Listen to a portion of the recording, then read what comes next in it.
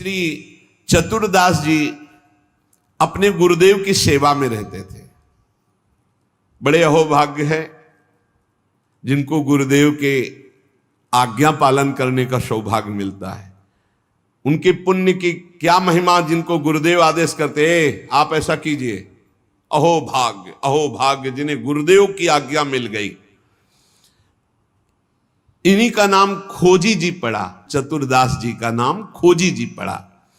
ये गुरुदेव जी के सेवा में, अब जैसे गुरुदेव लघु शंका कर रहे हैं तो पानी लिए खड़े, गुरुदेव को हस्त प्रक्षाल आचमन आज्ञा कब क्या हो जाए तो जल की सेवा लिए खड़े थे।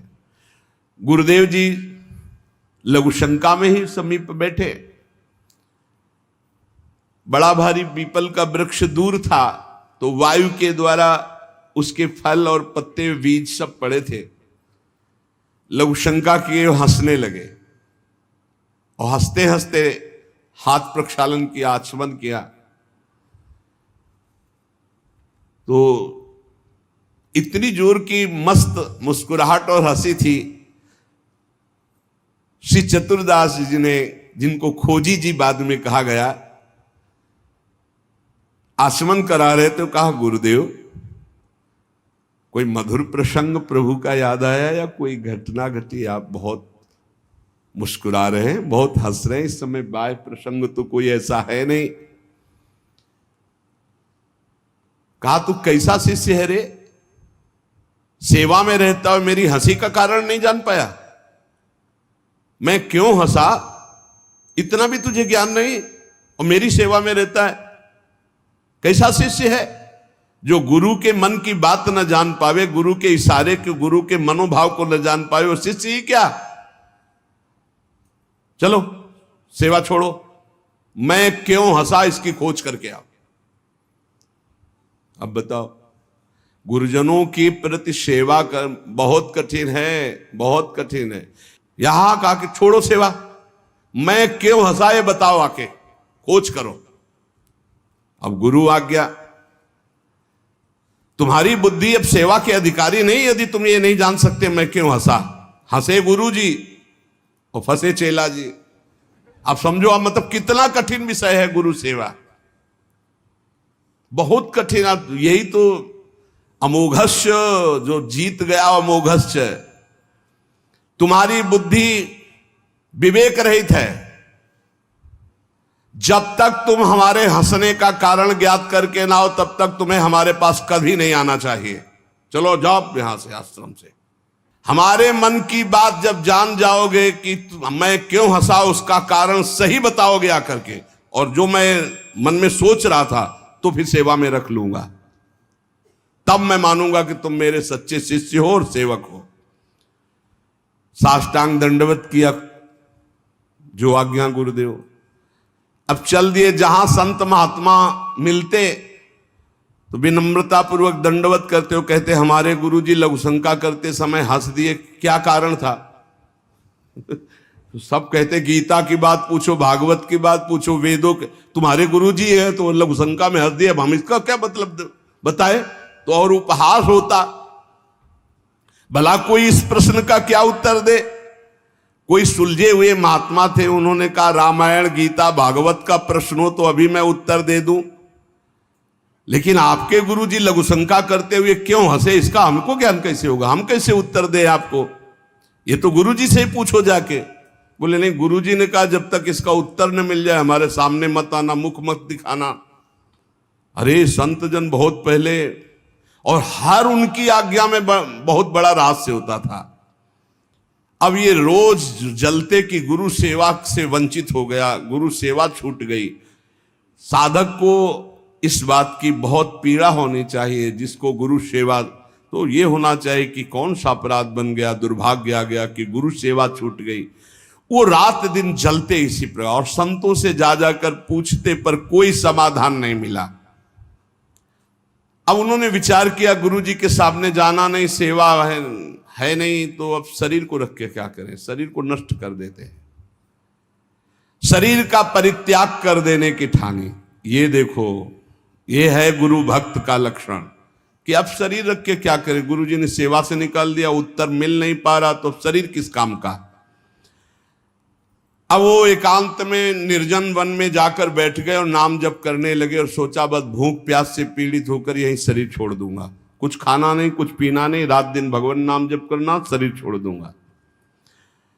गुरु की आज्ञा पे थे, जिज्ञासा प्रबल थी, सेवा छूट गई थी, पीड़ा बहुत थी। अभी कुछ ही दिन हुए थे, न अन्न न जल, रात दिन नाम जप और शरीर छोड़ने का संकल्प।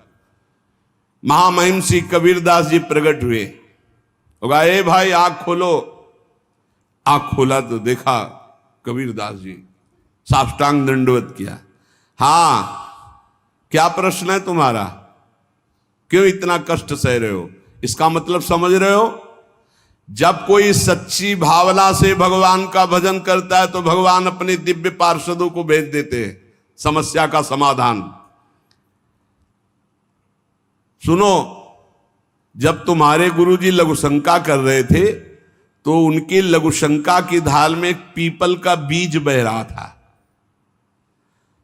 बीज को बहते हुए लघुशंका में देखकर गुरुजी विचार करने लगे कि ओहो, देखो इस बीज में पीपल का पूरा वृक्ष छुपा हुआ है। लेकिन जब ये बीज पीपल में था तो कितना बंदनीय और कहां सुव्यवस्थित था, और जब ये पीपल से अलग हुआ तो लघुशंका में बह गया। इसका मतलब पीपल का वृक्ष साक्षात ब्रह्म है और उसका अंश जीव है। जीव जब अविद्या के कारण ब्रह्म से अलग हो जाता है तो मलमूत्र के द्वारों में बह जाता है आसक्ति होकर, और अगर वो ब्रह्म से जुड़ा रहे तो वो ब्रह्म में पूजनीय और ब्रह्ममय हो जाता है। ब्रह्मविद ब्रह्मयु भवति, कबीरदास जी ने व्याख्या करके बताई कि जब वो ब्रह्म से जुड़ा रहता है तो ब्रह्ममय रहता है, जब ब्रह्म से अलग हो जाता है तो मलमूत्र के शरीर में आसक्त होकर मलमूत्र के द्वारों के भोगने में पूरा जीवन नष्ट कर देता है। जीवात्मा जब प्रभु से विमुख हो जाता है तो उसकी यही दुर्गति होती। जैसे पीपल के वृक्ष से फल से वो बीज अलग हो गया तो लघुशंका के प्रवाह में बह गया, और नहीं तो इतना महान वृक्ष उसमें छिपा हुआ है कि अगर उसे सुव्यवस्थित किया जाए। जीवात्मा जब भगवान से विमुख हो जाता है तो भव प्रवाह में मलमूत्र के द्वारों में बहने लगता है। कैसे? गर्भाशय में गया तो मलमूत्र के द्वार जहां है वहीं गया, और मूत्र के द्वार से ही तो गया। जीवात्मा का सृजन कैसे हुआ? मूत्र द्वार से ही हुआ, और है कहां? गर्भाशय के आसपास मलाश्रय, मूत्राश्रय। जीव जबते हरिते बिलगान्यो तबते देह गेह निज जान्यो, माया बस स्वरूप बिसरायो तेहि भ्रमते दारुण दुख पायो। जैसे बीज में वृक्ष तथा वृक्ष में बीज मूल रूप से विद्यमान है, उसी प्रकार से परमात्मा समस्त जगत में और जगत में परमात्मा विराजमान है। परमात्मा में सारा जगत और जगत में परमात्मा विराजमान है। पर जब जीव भगवान से विमुख हो जाता है तो ऐसे ही मलमूत्र के द्वारों में भटकता रहता है। अरे मेरे गुरुजी के हंसने का इतना गूढ़ रहस्य, खोजी जी का संशय मिट गया और गुरुदेव के पास आए, साष्टांग दंडवत किया। उनका उत्तर कहा, गुरुदेव महामहिम श्री कबीरदास जी ने ऐसा ऐसा ऐसा बताया। गुरुदेव पुनः मुस्कुराए और कहा, एक प्रश्न ने तुम्हें सिद्ध बना दिया, क्योंकि सिद्ध महापुरुष का दर्शन सिद्ध ही बना देता है। अब आज से तुम हमारे समान सिद्ध हो गए हो। अब तुम आज से हमारे मन की सारी बातें जान लोगे। शिष्य के मन की बात जान लेना तो हर सिद्ध पुरुष का, लेकिन अपने गुरु के मन की बात जान लेना ये बहुत बड़ी बात होती है। कुछ समय बाद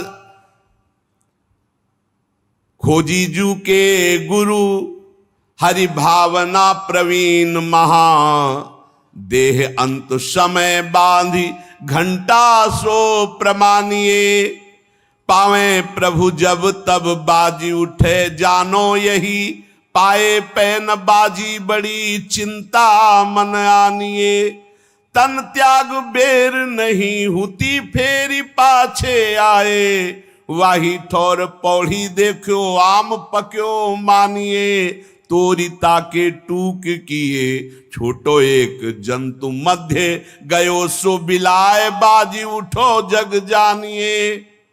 खोजी जी की बड़ी महिमा प्रकाशित हुई, गुरु भक्त थे। आज तक किसी को कहीं भी अगर विशेष कृपा प्राप्त हुई तो गुरुदेव के बल से। खोजी जी के गुरुदेव का जब अंतिम समय आया, भगवत चिंतन परायण रहते थे, उन्होंने एक घंटा बांध दिया और कहा जब मेरा मोक्ष हो जाएगा तो घंटा बज जाएगा, जब मेरा भगवत मिलन हो जाएगा तो घंटा बज जाएगा। शिष्यों से कहा घंटा स्वयं बजेगा जब मेरा शरीर छूटेगा और भगवत प्राप्ति होगी। परंतु आश्चर्य हुआ, गुरु जी का शरीर तो छूट गया पर घंटा नहीं बजा। सब जितने और शिष्य थे बहुत चिंता में हो गए कि क्या गुरु जी की गति नहीं हुई। गुरु जी कह रहे थे जब मेरा गति हो जाएगी, भगवत प्राप्ति हो जाएगी, शरीर छूटते ही तो घंटा बज जाएगा, लेकिन घंटा तो बजा नहीं। और गुरु जी के वचन परम सत्य, इसका मतलब गुरु जी को भगवत प्राप्ति नहीं हुई। भ्रमण में गए थे, कुछ समय बाद खोजी जी आए तो बड़ी समाज में उदासीनता थी शिष्यों में सब, और खोजी जी से कहा गुरु जी की सदगति नहीं हुई। क्यों? गुरु जी तो स्वयं ब्रह्म स्वरूप हैं। बोले उन्होंने घंटा स्थापित किया था कि जब शरीर छूटेगा भगवत प्राप्ति होगी तो घंटा बज जाएगा, तो घंटा तो बजा नहीं, तो गुरु जी के वचन असत्य नहीं हो सकते, मतलब गुरु जी का मोक्ष नहीं हुआ। खोजी जी कहाँ गुरु जी का शरीर छूटा था? बोले आम के पेड़ के नीचे गए, जहां गुरु जी लेटे थे मुझे बताओ। बोले यहां लेटे थे। लेट गए और सामने देखा तो एक पका हुआ आम था ऊपर। उनका इस आम को तोड़ो। आम को तोड़ा और जे भी उस आम को चीरा तो एक कीड़ा निकला, और बस वो कीड़ा अंतर ध्यान हुआ, सोई घंटा बज गया। कीड़ा अदृश्य हो गया और घंटा स्वयं बज गया। बहुत विचित्र बात है। भला इतने सिद्ध महापुरुष, क्या इनकी गति में अंतर आम ने डाल दिया? बोले हां। दो इसके भाव प्रकट किए। शिष्य की तो योग्यताई नीके मन आई अजू, गुरु की प्रबले पैने को घटी क्यों भई, सुनो या की बात मन बातवत गति कही, सही ले दिखाई और कथा तिरसिमयी। बोले इसके दो भेद हो गए। पहला, जिसके शिष्य इतने सिद्ध हैं उनकी गुरु की भला गति बिगड़ जाएगी, पर दिखाया दो भाव इसमें प्रकट किए गए हैं। पहला दिखाया गया, चंचला ही मना कृष्णा प्रमाथि बलवद दृढ़म तस्याहम निग्रहम मन्ने वायुरिव सुदुष्करम। ये मन बड़ा चंचल है, प्रमथन स्वभाव वाला है, बड़ा बलवान है, इसको वश में करना मानो तूफान को रोकने के समान है। मन को बहुत संभालना कठिन है। कह रहे सुमेर पर्वत को कोई उखाड़ सकता है, 4 लाख योजन का है, पर मन को बस में नहीं कर सकता, इतना बलवान मन है। कोई बिजली को हाथ से पकड़ सकता है पर मन को नहीं पकड़ा जा सकता। बहुत विचित्र चंचलता है इस मन की, इसको हल्के में ना ले। इतने सिद्ध महापुरुष, और जब उनका अंतिम समय तो पका हुआ आम देखा, पके हुए आम में मन चला गया। कहीं भी बल फंस सकता है। इतने सिद्ध महापुरुष आम में तो घंटा नहीं बजा। ये पहला जन साधारण के लिए। और असाधारण बात थी कि आम में तो मन गया, पर वैष्णव का मन स्वयं भोक्ता होता नहीं। वो तो कोई भी अच्छी चीज देखे तो भगवान में, तो तत्काल भगवान का ध्यान किया कि अब असमर्थ हूं, शरीर छूटने वाला है। ये आम बहुत बगीचे का हमारे सुंदर था, हम सोचते आपको भोग लगा देते। इसी सोच में प्राण निकल गए। तो भगवान ने अंतिम इच्छा पूर्ति करने के लिए कीट रूप धारण करके आम पाने आ गए। तो भगवान से मिलन हुआ नहीं। जब आम को छेदन किया और वो भगवान अंतर ध्यान हुए, तब जाके खोजी जी से मिले तो घंटा बज गया। इसका आंतरिक रहस्य बताया। तो यहां यह बताया गया कि मन बड़ा चंचल है। भगवत प्राप्ति करने वाले उपासक को कहीं भी अपने मन की वृत्ति ना अटक जाए, इसमें अंतिम तक सावधान रखना है। अंतिम तक कभी भी फंस सकती है। और दूसरी बात है, जिसका स्वभाव बन गया है हर वस्तु हर व्यक्ति में भगवान का दर्शन, भगवान को समर्पण, तो उसकी दुर्गति नहीं हो सकती। तीसरी बात, जो गुरुदेव के शरण में रहकर गुरुदेव की आज्ञा अनुसार चलते हैं, आपको सच्ची बतावें, गुरु अपने से भी ऊपर महिमाशाली उसे बना देता है। इस प्रसंग से समझिए कि अगर खोजी जी को गुरुदेव ने आज्ञा दी तो सिद्धों के परम सिद्ध बना दिया अपने शिष्य को। इसका नाम मृत्यु लोक है। यहां सब अपने समय से चले जाएंगे। अगर सत्संग सुनते हो, भगवान की शरणागत हो और तुम्हारा कोई पधार जाता है, तुम विकल हो जाते हो, श्रद्धा नष्ट हो जाती है, तो किस बात की शरणागति? तुम्हें क्या पता नहीं कि इस लोक का नाम मृत्यु लोक है? यहां सब मरेंगे। इसलिए कभी भी मोह नहीं होता जो शरणागत होता है। शोक और मोह, क्षुधा और पिपासा। जब भजन में मन लगता है तो प्यास और भूख इसकी परवाह नहीं होती। आप आश्चर्य मानेंगे, 8-8, 10-10 दिन, 10-10 दिन भोजन ही नहीं मिला। उस समय जो मंत्राकार वृत्ति होती थी वो करनी नहीं पड़ती थी। पूरी रात पूरी दिन एक ही मंत्र चल रहा है। बस एक निमित्त मात्र शौच आदि क्रियाएं होती थी, कुछ था ही नहीं। हर समय मंत्र में धीरे धीरे वृत्ति जागृत हुई। आज मिलेंगे महादेव, आज मिलेंगे, आज मिलेंगे।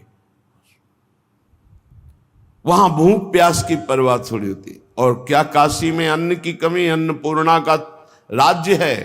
ऐसे ऐसे क्षेत्र हैं, रात दिन चलते रहते हैं, रात दिन। मारवाड़ी क्षेत्र है, आप दक्षिणा भोजन वस्त्र सब स्वाभाविक, फल फूल मेवा मिष्ठान बंटते ही रहते दिन भर। नियम लिया था गुरुदेव के सामने कि मुझे भगवत साक्षात्कार करना है। कभी किसी आश्रम नहीं जाएंगे, कभी किसी के घर नहीं जाएंगे, कभी भिक्षा नहीं मांगेंगे। जो स्वाभाविक हमारे सामने आ जाएगा उसी से प्राण पोषण होगा। बड़ी कठिन स्थिति, लेकिन मन में चाह भगवत साक्षात्कार की, तो इस चाह ने क्षुधा और पिपासा इनको रौंद दिया। गंगा जल का ही सेवन, गंगा जल संपूर्ण भोजन है, संपूर्ण सामर्थ्य है गंगा जल में। जीवन दान गंगा जल करता था। शरणागति पक्की तो भूख प्यास विकलता नहीं दे सकता। छह उर्मियां अपना प्रभाव नहीं दिखाती शरणागत भक्त पर। शोक मोह, क्षुधा पिपासा और जरा वृद्धावस्था और मृत्यु। वृद्धावस्था सबको भय प्रदान करने वाली और दुख देने वाली होती है, लेकिन जो भगवान के अधीन होते हैं उनको नहीं। खूब रुपया कमा करके, परिवार का पोषण करके, बच्चों को पढ़ा लिखा करके विदेश भेज दिया। अब जब सेवा का अवसर आया तो कोई पास नहीं है, पानी उठाकर पीने की हिम्मत नहीं रह गई, बिस्तर में पड़े पड़े कष्ट भोग रहे। ऐसे कितने उदाहरण हैं। या वो उद्दंड बालक आधुनिक पढ़ाई पढ़ करके रुपया कमाते हैं, बूढ़े माता पिता को धक्का मारकर घर से बाहर निकाल देते हैं। लेकिन हमने देखा वृंदावन में जिन महापुरुषों ने आजीवन कभी शिष्य नहीं बनाया, कभी 1 रुपया जमा नहीं किया, और वृद्धावस्था है तो ऐसे उनको शौच कराई गई है। हाथ में नीचे सोंच ली जा रही, 2 साधु पकड़े हुए, रात दिन उनकी क्रम बाई क्रम सेवा, और एक के हृदय में जलन होती कि मुझे अधिक सेवा क्यों नहीं दी जा रही। सेवा की भूख कौन कर रहा है? भगवान, जिनका कोई नहीं और रात दिन भजन किए तो स्वयं भगवान है। वो अंतिम समय से राधा राधा ऐसे कहते हुए शरीर पूरा हुआ। 1 रुपया नहीं कभी जीवन में, 1 शिष्य नहीं, 1 परिचय नहीं। ऐसे महापुरुष जो भगवान में आसक्त है, उनको मृत्यु की भी परवाह नहीं होती और वृद्धावस्था की भी वृद्धावस्था में क्या भगवान की शरणागति में कितना दुलार हम तुम्हें कैसे बताएं। अगर खरबों रुपया होता और 2-4 लड़के होते तो नौकर भले रख दिए जाते, ऐसे बच्चे प्यार नहीं करते जैसे संत प्यार कर रहे हैं।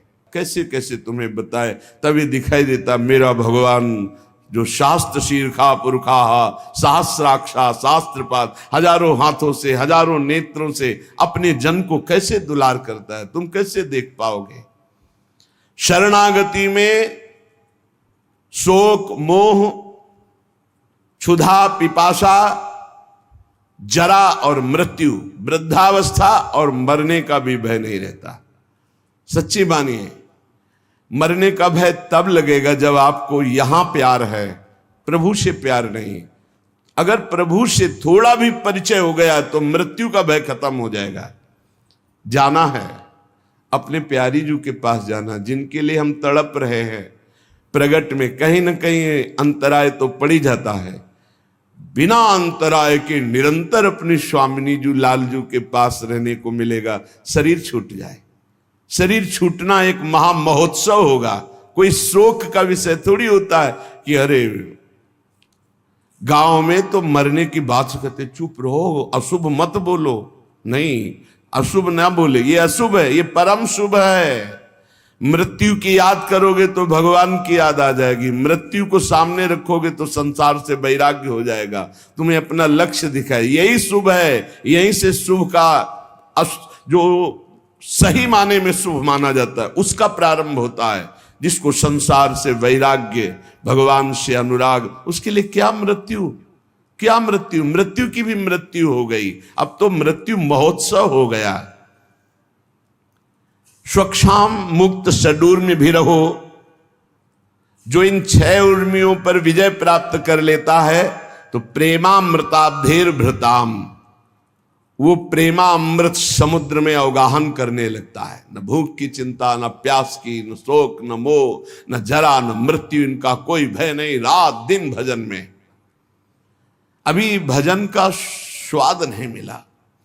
जिस दिन भजन का स्वाद मिलेगा ना तो हर समय एक भूख बनी रहती है, हाय छक के भजन नहीं हो रहा। अतृप्तता, जितना भजन करो उतनी अतृप्तता, एक अंदर ऐसी भूख जागृत हो जाती है जो रात दिन भजन करने पर भी कहीं अहम स्फुरित नहीं हो पाता कि मेरा भजन इतना, और जलन होती कि अभी ऐसा भजन नहीं होता। जब महापुरुषों की याद करो तो लगता है कैसी इनकी चिंतन वृत्ति, अभी हमारी ऐसी कहां चिंतन वृत्ति। वो प्रेमामृत समुद्र में अवगाहन करते हुए भी प्रेम पिपासु बना रहता है। वो निरंतर भजन में डूबा हुआ भी रो रो कर भजन की भीख मांगता है, भिक्षा मांगता है प्रभु से, प्रभु के प्रेमी जनों से कि मेरा भजन बन जाए।